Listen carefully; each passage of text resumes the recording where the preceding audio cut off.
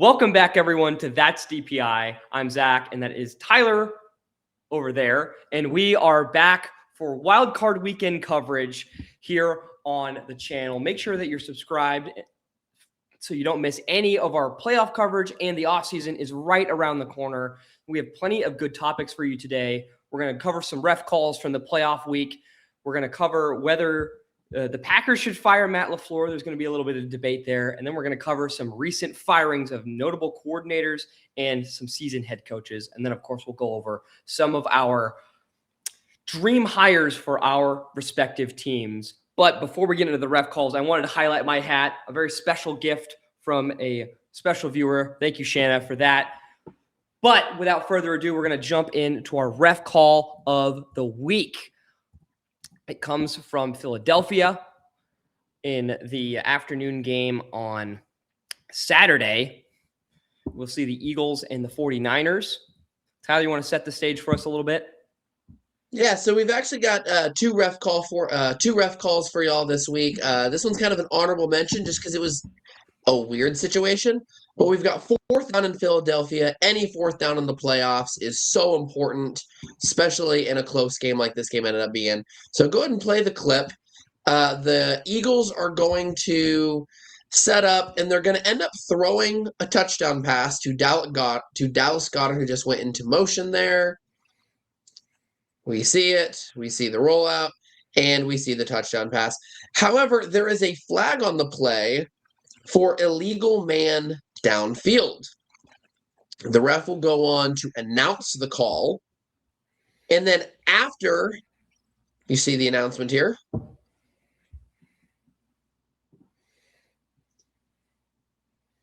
And then after he announces the call, you can see Nick Sirianni is not a fan of it because it wasn't a good call. And after they announce the call, they pick up the flag. Now, you see flags get picked up all the time. But you don't often, I've never seen this before, a flag thrown, called, and announced, and then picked up. And so that was an interesting situation. I want to discuss that a little bit before we jump into our other ref call of the week. Right. And just briefly, the reason it isn't a penalty is because he remained engaged. It's Cam Jurgens down here. I wish the media player would stop interrupting me. But he's down there in that bottom left corner, engaged to the blocker. And if you remain engaged to the blocker, you can push him over the fence if you want to. The broadcast referenced the blind side, where he just sends him over. That theoretically, Cam Jurgens could do that as long as they don't decide it's an unnecessary roughness. And so a rare instance of them calling the penalty, enforcing the penalty, and then picking it up after calling it. I've only seen this. And this is a rule of thumb for those of you who are uninitiated. If you see the refs do something and you're like, wow, I have never seen them do that before, you're either watching a Lions game or it's happened in a Lions game previously. Because the last time I saw this happen was in 2014 when Anthony Hitchens committed both defensive holding and defensive pass interference on the same play. Flag was thrown, announced on the PA, and minutes later it was picked up inexplicably after Dez Bryant then proceeded to run out on the field with his helmet off and argue with the ref in his face, which should have also been flagged 15 yards. Just one of the worst blown playoff calls in history. This one, though, they got right, didn't they, Tyler? Mm-hmm. Yeah, it's absolutely a flag that should have been picked up. But my question is, can you pick up a flag after it's been announced and called? To get your take on this. I think the answer is yes, although I don't think that the NFL would and head referees would recommend it, right? Typically, you want to engage in calls that are complicated. I hearken back to a call that I was there to witness live. Both of us were at Arrowhead this season, the illegal shift on Jared Goff. They never announced the penalty until a minute and 17 seconds of discussion later when they found out, okay, everyone's conferred. We realized that he wasn't set. He was eligible, whatever they had to discuss, right? But then they announced the penalty. And so as annoying as that was, I would rather them confer than announce it and then pick it up after announcing it, right? Yeah, and normally that's why you don't see refs announce a call and then pick it up because you usually see them discuss it first. So what I think happened in this situation, and I did look into it as well, I have not been able to find any rule that says a ref cannot pick it up after it has been called. Really, it comes down to when the next play starts. That's when everything previously has been finalized. Sure. But what I think happened is it's usually the back judge or the umpire that will throw an illegal man downfield flag. So the umpire or back judge probably threw the flag, told the head ref, this guy was downfield. He was so many yards downfield, whatever. Head ref said, cool, this is the penalty, everyone. And then afterwards, the line judge maybe have came in and said, whoa, hold on, wait a minute. I saw him looking down the line of scrimmage. I saw him gauge in the block the whole time. That needs to be picked up. And so then they did. And that is probably the sequence of events that occurred. And I 100% agree with you. If you didn't say it, I was going to say it. I'm almost certain that's what happened. And quite honestly, in the interest of just getting the call right, I would much rather them do that. Obviously, in the Lions-Cowboys incident, they got it wrong and essentially lost Detroit the game. But if they do this and get it right, I think that's a good thing. Although we would obviously prefer that they confer first.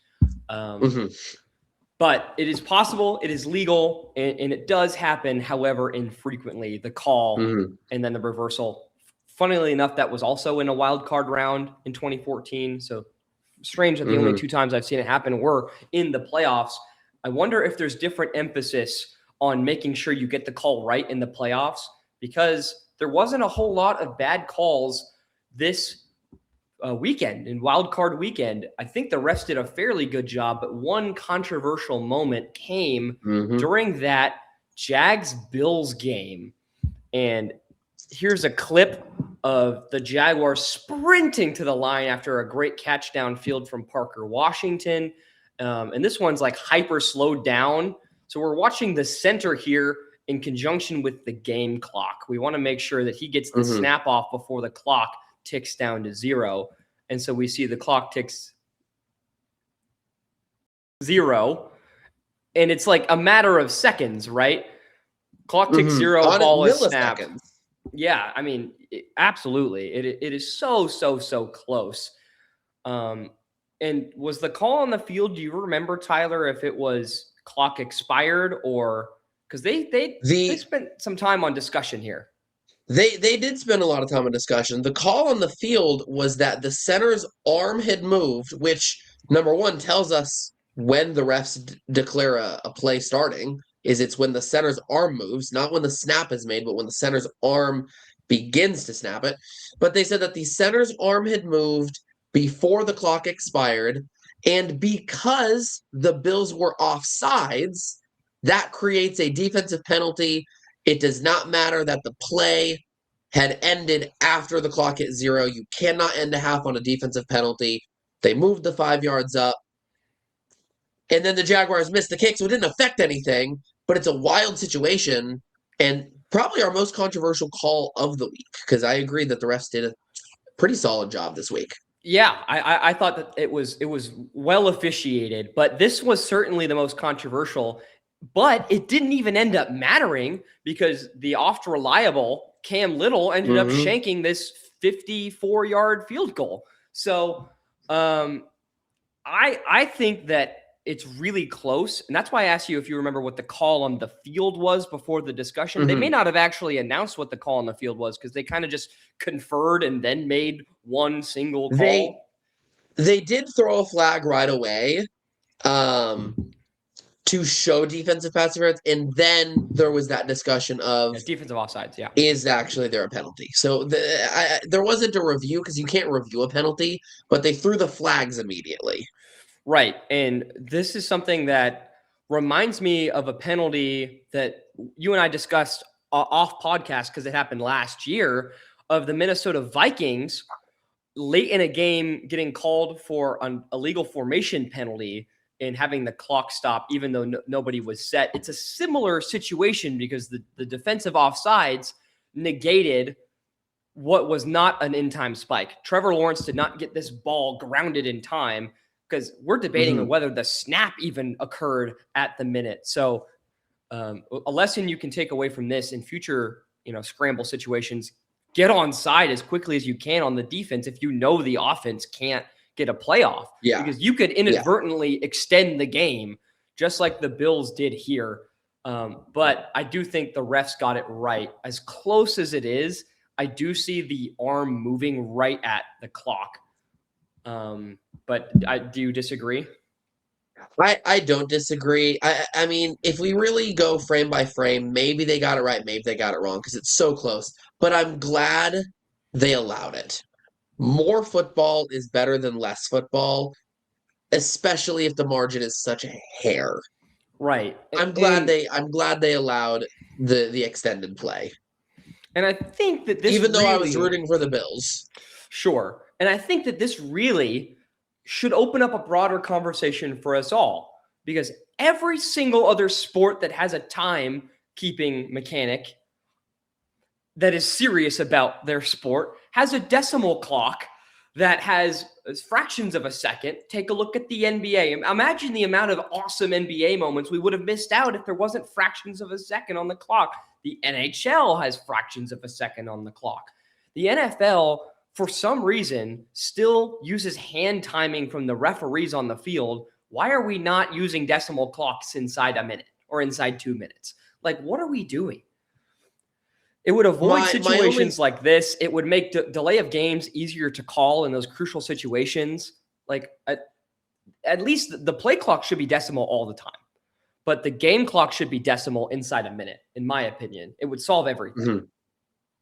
My only counter to that, though, is once a clock hits 0, decimal or no decimal, let's say there were decimals on the clock.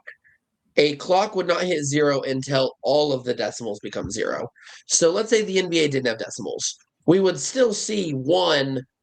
We just wouldn't have the suspense of 0.05, 0.04, 0.03. We could still see now at 0, is his hand on the ball or has his arm moved? The decimal system really only adds suspense in those moments. Well, it also makes it easier to, by nature, it's easier to officiate and review calls like this, right? If you had a decimal clock, you could look back and it's like, at 0.1, is the hand moving? At 0, is the hand moving? If it's not moving at 0.1, it probably wasn't moving at 0. So, but the reason basketball has decimals is because that half second matters, because you may have to inbound to play. Because for basketball, it's not when the play is over, it's when the ball is left the hands. So you could have 0.9 on a shot clock, or you could have 0.9, 0.8, 0.7 on a clock and have a play. If you've got 0.5 on a clock for football, once the ball is snapped, it doesn't matter. You're allowed to finish the play. I think that's a bad example, because imagine if it's the difference between 11.9 and 11.1. That's a whole second. So if you're deciding whether you can run another play and spike, you'd want to know if the clock is about to tick over to 10 seconds or right closer to 12. So head coaches could make more informed decisions about making risky plays with no timeouts if you know if it's on the tail end or the front end of a second barrier. I still think that it's better to be more precise rather than less, because like you said, maybe the 0.5 doesn't matter because in football, you can't have quick plays like that, but 11.5 certainly does. So inside of a minute, fair. I think it's important for coaches to know, right? And then imagine when imagine when you go back and the refs say, hey, please reset the game clock to blank, to 34:00, 34:09. Like that could seriously add, if you reset the game clock 3 times in a 2-minute, which I've certainly seen happen, that's 3 seconds of difference. And you know that 3 seconds is all you need to kick a field goal, right? So simply I think based on just the decimals, it could be half a second here, half a second there, and then half a second there. And all of a sudden you've added a couple seconds is what you're saying. Absolutely. We have the technology and we have the review capabilities to make these very precise end of game scenarios so that nobody's getting screwed.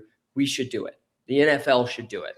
They're the biggest sports league in the world. If the NFL had it, maybe some of the coaches wouldn't have gotten fired already. Maybe they would have had the ability to extend some drives and not gotten fired.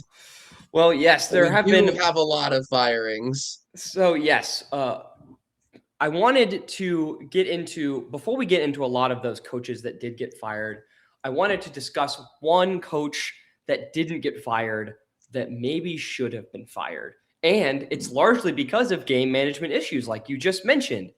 It's Matt Lafleur of the Green Bay Packers, who just, kind of completed his magnum opus of blowing the game against Chicago. Had a 2-score lead with less than 5 minutes to go and ends up losing by 4. So I wanted to get your thoughts initially. Do you think that in year 8, Matt Lafleur should be fired? Or do you think they should stick with his offensive prowess a season longer? I don't think they need to fire Matt Lafleur. In his tenure with the Green Bay Packers, he's produced 2 MVP quarterbacks. I understand it's Aaron Rodgers, but you still have to coach that quarterback. Look at Patrick Mahomes. The difference between that offensive coach and a bad offensive coach is the difference with what we're seeing. He's produced 2 quarterbacks with an MVP. He's only missed the postseason 1 time. Jordan Love does not have an MVP. What? Aaron Rodgers won it back-to-back years. Oh, with you Matt said LaFleur. He produced 2 quarterbacks. He's produced 2 MVP 2 seasons years with the quarterback. Yes. I misspoke, but two of his 7 seasons have had a quarterback that won MVP. Sorry, I back off. I was like, do not. And then, no, you're good. And then I know how much you love to join on the love-hate train. But he's only had 1 year where he missed the NFL postseason.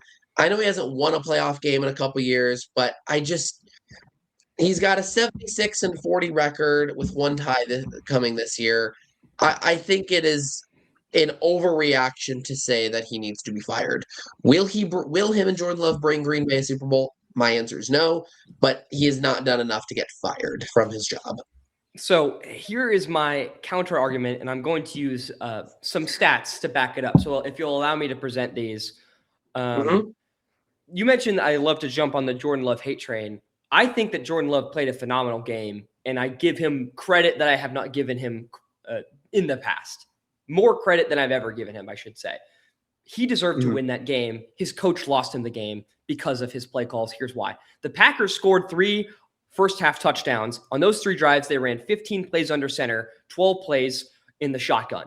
With a 3-score lead in a playoff game, Matt Lafleur ran 5 plays from under center in the second half. 5. I'm not done. Just this season, the Packers led by 10 points in Cleveland, 13 in Dallas, 9 in Denver, 10 in Chicago Part 1, 18 in Chicago Part 2, and they did not win any of these games. In fact, the Green Bay Packers, since 1970, were 306-1 in games where they were leading by 10-plus points in the final 5 minutes. This season, they are 6-3. 3 times as many losses since the beginning of the Super Bowl era just this season with Matt Lafleur. And in the recent and that's just game management generally, but now we're moving on to playoff performances. In the Packers' recent playoff performances, in 2020, they lose despite Tom Brady throwing 3 picks in the second half. In 2021, they lose to a blocked punt to a team whose quarterback could not throw the football. In 2023, they blew a 7-point lead in the fourth quarter. In 2024, they scored 10 points in a playoff game and lost. And in 2025, obviously, the magnum opus of playoff collapse, an 18-point lead in the second half, 15-point lead in just the fourth quarter. And since the departure of Aaron Rodgers, Matt Lafleur is 38-33-1, 0-3 in the playoffs, and 3 consecutive 7-seed playoff appearances. That is a fireable offense if I've ever seen one. Kind of 2 things with that is, number 1, a question about the struggles. You, of course, do not like Jordan Love. So big picture time for the Green Bay Packers struggles, not just against the Bears, but overall.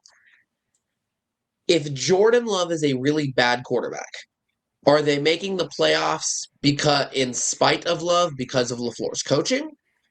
Or is Jordan Love better than you're giving him credit for? I think that Why are they consistently making the playoffs if Jordan Love is extremely bad and Lafleur is really bad? let's put something into perspective. I'm not saying Lafleur is a great coach. They're That's not what I'm saying. They're consistently making the playoffs because the NFL added a 7 seed. If the 7 seed didn't exist, the Packers would have missed the playoffs in the entire Jordan Love era. So they're really sneaking in there. The reason they're making the playoffs is because, I will admit it, Matt LaFleur has an excellent offensive scheme, one of the best in the NFL. The problem isn't the scheme. It's never been the scheme. It's always been game management. Look at those playoff losses that I just listed. All of those are blown games by Matt LaFleur. Jordan, I'm not saying Jordan Love screwed that game up. No blame on Jordan Love at all for this last game, because sometimes we talk about the game management of Kyle Shanahan in that Super Bowl where Jimmy Garoppolo missed Emmanuel Sanders on that deep ball that would have changed the entire trajectory of Mahomes' first ring, right? That one, there's shared blame. There's Jimmy Garoppolo missing a schemed up, wide open touchdown receiver from Shanahan's scheme. That didn't even happen. LaFleur called 5 under center plays the entire second half and blew it. And you and I were watching the game together, and I said, look, LaFleur's going to get conservative here and blow this dang game. And then it's exactly what happened. I mean, at this point, he's predictable. So the scheme is good, but it is outweighed by how bad of a game manager and how conservative of a lead play caller LaFleur is. So you're never going to win anything. You admitted it. You're never going to win anything. Cut him loose. Find another guy with a great scheme. The Rams offensive coordinator probably can manage a game better than LaFleur. See what happens. See what you got in that guy, because LaFleur's not. That's fair. I just had to ask that question. That was my first thing. And then my second thing was kind of bigger picture too. I'm not sure he's worthy of being fired this offseason, but he is on the hot seat going forward. And I would not be surprised if he's our first fire next season. I just don't think right now, January 2026 is the firing time. I mean, maybe October of 26 though. What on earth do you have to see if you're the Packers to fire him? As far as I'm like, it is a 5-game losing streak to end the season and another heartbreaking blown playoff loss in the LaFleur era. Is that just not enough? Are they thinking, yeah, maybe he'll figure out how to manage a game in year 9? He is what he is. There's no changing him. I just don't know what they're waiting for. That's, I guess, my confusion. It's kind of the idea of he hasn't done enough to show that he's going to win, of course. But I think he's just the definition of mid. He hasn't done enough to really be loved and get these extensions and be considered elite. But I also just don't think he's done enough to be fired. Yeah, I think he's mid. I don't fire mid. I don't re-sign mid, but I don't fire mid. And there's a difference between those two distinctions. I think that and this is the last thing I'll say on this. I think that this is a mistake from the Packers organization when there are coaches out there that are better than LaFleur, in my opinion. You have 2 proven NFL coaches that can manage games and win Super Bowls in Tomlin and Harbaugh. You have offensive minds of similar caliber that I think have better game management skills. Mike McDaniel. There's no way that Mike McDaniel can be a worse game manager than Matt LaFleur.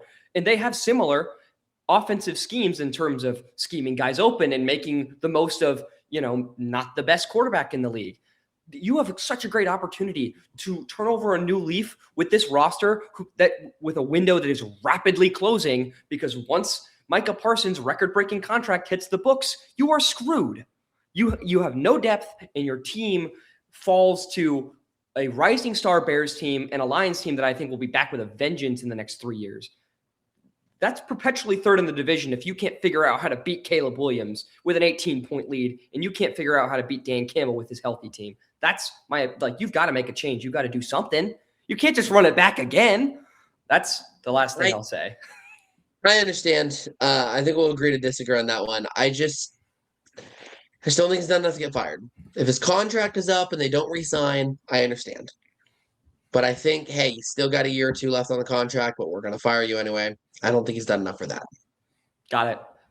Speaking of getting fired, we have a little graphic to help you guys out, because there are so many notable coaches that have departed from their team this year. So we'll start on the left with the head coaches. There's Kevin Stefanski of the Cleveland Browns, Pete Carroll after just one season in Vegas. There was, I think it was Brian Callahan. I forget his name. He was such a forgettable, terrible head coach for the Titans. He's been fired. Harbaugh. It was Callahan, yes. Harbaugh, a shocking firing after Tyler Loop shanked the field goal to miss the playoffs. And then the team that the Ravens lost to also fired their coach and Mike Tomlin a week later after they absolutely laid an egg in the postseason matchup against the Texans. Raheem Morris was let go from Atlanta. And Brian Dable, longtime head coach of the Giants, was let go. Mike McDaniel from the Dolphins and Jonathan Gannon from the Cardinals. And then there's some notable coordinator firings as well. Greg Roman was Oh, go ahead. Sorry. One thing I want to clarify one thing. Tomlin, the Steelers coaching is vacant, of course, but he was not fired. He chose to step down. Which is an important distinction because it's very similar to what happened with Sean Payton in New Orleans, meaning that if somebody wants to retain Mike Tomlin as their head coach, they would have to trade for him because the Steelers own the rights. Yes. Correct? Yes, so, this is correct. And we have seen a couple coaching trades in the past. The most notable and most famous is Bill Belichick was traded from the Jets to the Patriots. To our Jets viewers out there, I am sorry. That's all I have to say. Every now and then there is a coaching trade, and if Tomlin coaches next year, we'll see another one. Oh, gosh. Yes, and we will. Sean Payton was also traded to Denver. Right. And so those are the most notable ones. And both have been successful for the team trading for the coach. So perhaps look upon that as you will. But there are also some notable coordinators being let go. These ones are actually fired. Chargers let go of Greg Roman, their offensive coordinator, after they scored just 3 points against the New England Patriots. The Eagles let go of Kevin Patullo after what was a confounding season from him. Just terrible offensive coordinating. One of the most justified fires this offseason, in my opinion. Cliff Kingsbury decided to step away from Jaden Daniels and the Commanders. John Morton was fired after an unceremonious and unsuccessful season in Detroit, wasting that great offense for a season. Thank you, John Morton, for everything that you've done for my team. And of course, Matt Eberflus, former Bears head coach, who was then retained by the Cowboys as the defensive coordinator, has been fired again. Not sure why they thought that was a good move. Never hire a guy named Eberflus. And then there's this curious logo here, Tyler. Care to share? Because I don't recall any coordinators being let go from the Kansas City Chiefs. So similar to the Steelers one, no one has been let go, coordinator-wise. No one has been fired from Kansas City. However, Matt Nagy and Dave Tobe's special teams coach, Dave Tobe, both of their contracts are up, and neither have been re-signed. So technically, it is a vacancy. And there's a lot of talks that the Chiefs are just going to let Matt Nagy ride off somewhere else. He has done interviews with both the Titans and the Ravens, at least. A lot of discord around the NFL suggests that Matt Nagy will depart for a head coaching gig somehow, which would then leave the offensive coordinator vacant. And there has been a little bit of discord about Dave Tobe. People have been talking about Dave Tobe all year with Harrison Butker's inconsistency and his struggles, and a lot of special team struggles the last couple of years as well. So that is a notable we have not yet re-signed him is notable, and why I would consider those two positions vacant. Sure. And do you have any dream hires for at least the offensive coordinator position here in Kansas City? Because I know that there has been some interesting talents let go by other NFL teams that I think could be a good fit, but I want to get your thoughts for Kansas City. Yeah, and I actually addressed this last week, so if you haven't seen our stuff from last week, go check that out. But I teased last week that I like my Kansas City roots guys to come back. So now, here's what I mean by that. Eric Bieniemy, number one, in bold lettering, italicize it and underline it just to stand out. Bring Eric Bieniemy home. If we don't, then a couple other names that I do understand. Maybe we don't go get EB for whatever behind the scenes reason. But a couple other names that I would like to see. I would like to see Mike Kafka. He left Kansas City to go become the quarterback coach for the Giants under Brian Dable, a former Chiefs coordinator. And then Mike Kafka ended up stepping into the offensive coordinator role under Brian Dable as well. So that's another name is Mike Kafka that I'd like to see. He was also interim Not head a coach. chief- Yes, very much so. And I would like to see Kevin Stefanski interview as well. Kevin Stefanski doesn't exactly have chief ties, but he is another name that I'd like to see. But the sleeper, my ideal situation is bring in Kafka or EB for OC, but then our quarterback coach, Cliff Kingsbury. I was waiting for you to bring Patrick him up. Mahomes' coach, Patrick Mahomes' college head coach. I would love to bring Cliff Kingsbury back as the quarterback coach under Eric Bieniemy or Mike Kafka as the OC. That's my dream lineup. We go right back to seeing MV Pat if that is the scenario. So I think that's, dream obviously makes sense. I don't think Cliff Kingsbury is going to take a downward move because I believe he left the team. He wasn't fired. So I doubt that he's going to leave an OC role to go down. He was fired from Arizona. Right. He was fired from Arizona, but not from the Commanders, where he was the offensive coordinator for Daniels for 2 seasons. That's fair. So we'll see where he goes. Obviously, if the Chiefs could find a way to finagle that and get him as OC and Bieniemy on staff, maybe as quarterbacks coach or something along those lines, and then you could get both those guys back in the building. As far as I'm concerned, that would be a victory. Just get people who know how to deal with talented quarterbacks, because I just clattering around in my head is that quote from the Super Bowl where Nagy and staff were too scared to call plays because they didn't want to ruin Mahomes' career or something. Like, you can't be scared to call plays with the best quarterback in They didn't football. want to waste his talent, is what that quote said. They didn't want to waste the talent. Unbelievable I can't believe he was retained after that. Like, you can't be scared. Mahomes certainly isn't scared. So his coach and his coaching staff coaches like they're scared. So they need to get someone with a little bit more confidence in dealing with a quarterback as talented as Patrick Mahomes. But as far as my dream hires go, obviously the dream one is Mike McDaniel. And I really hope we get this episode out before he gets hired somewhere, because we seem to always have this bad habit of posting the episode the afternoon after something big happens. But to clarify, you're talking about dream hire for Detroit's OC. That's correct. Detroit's offensive coordinator position was vacant. It was John Morton. Now it is no one. So Mike McDaniel has 4 head coaching interviews lined up and 1 OC interview lined up. Guess who that one team is?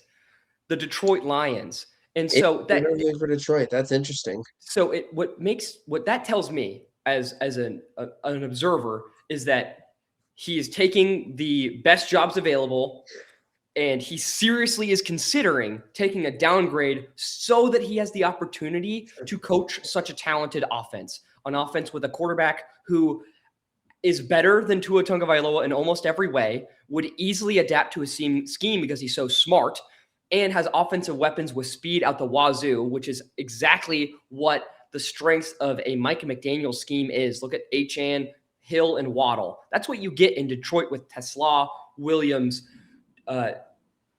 Gibbs, and even St. Brown to an extent. Maybe if they retain Khalif Raymond, that's a ton of speed.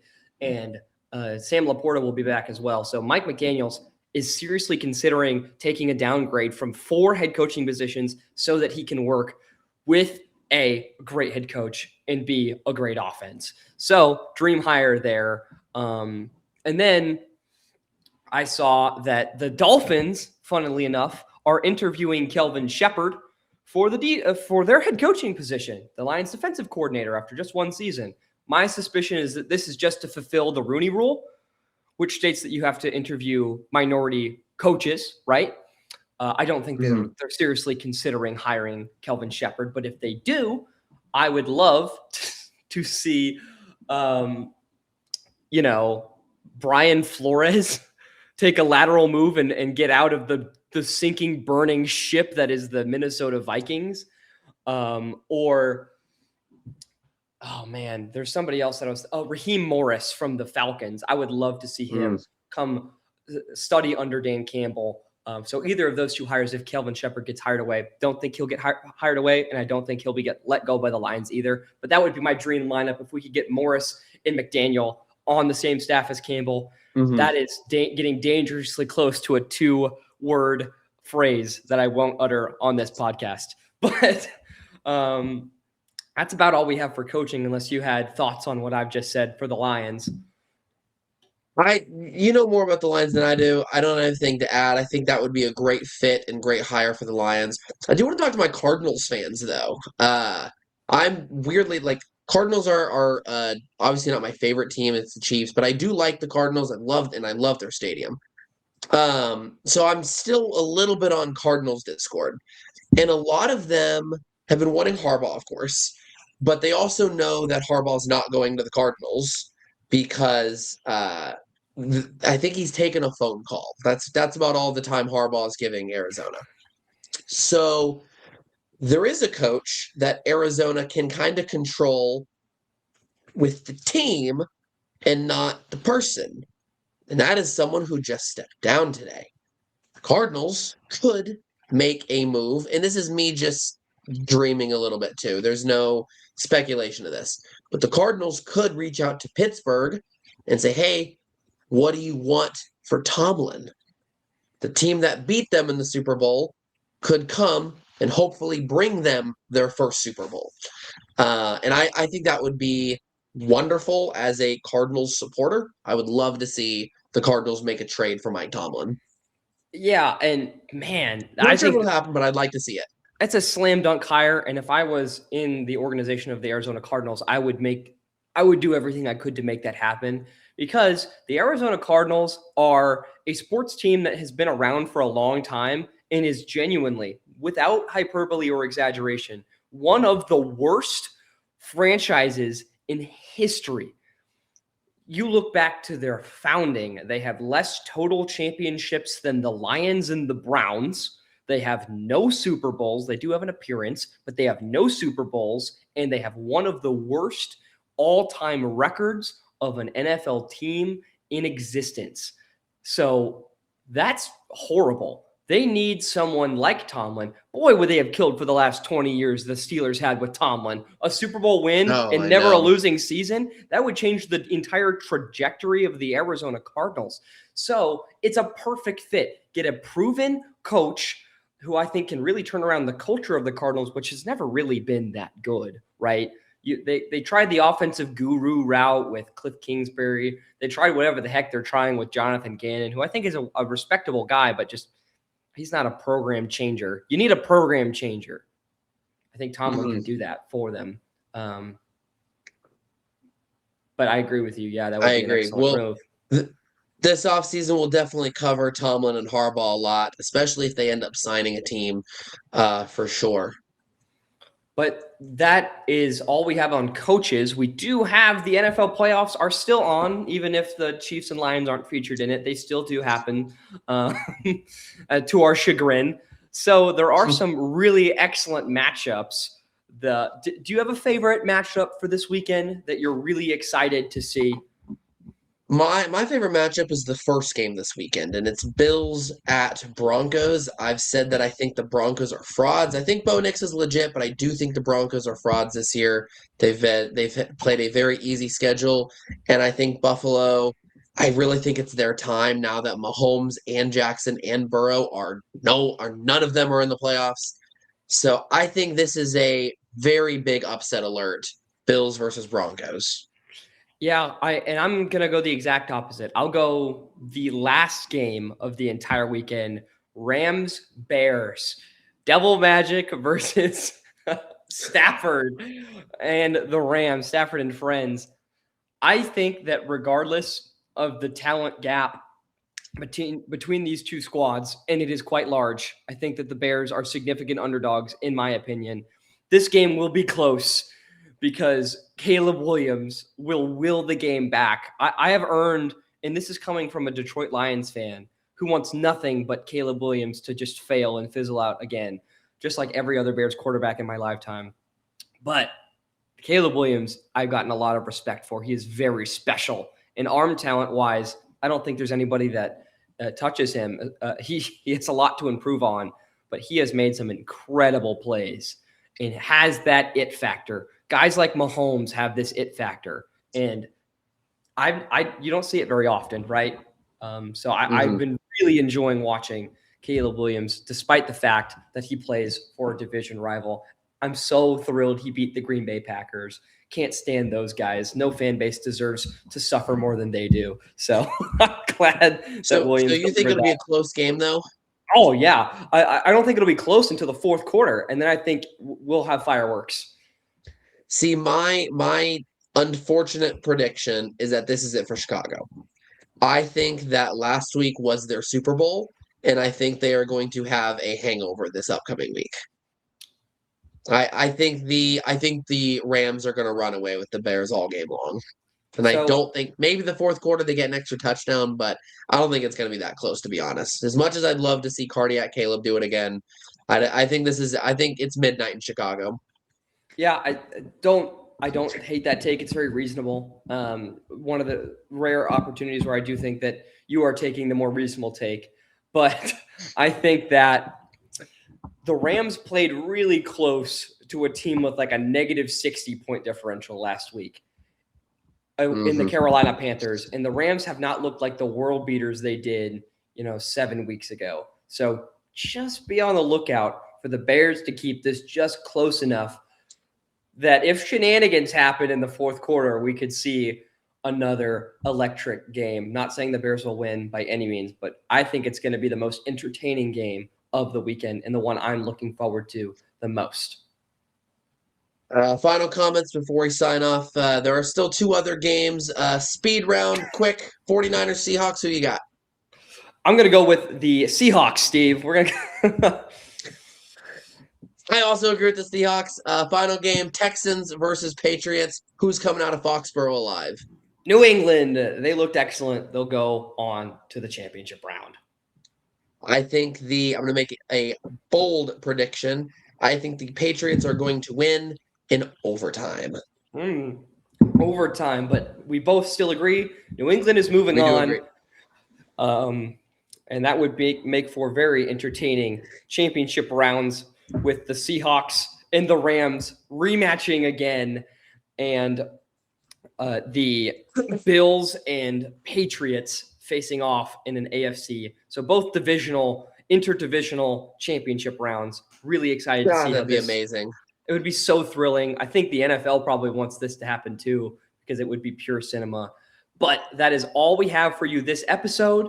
Make sure to tune in next week, and don't forget to subscribe so you don't miss out on any of our off-season content, including draft and coach coverage.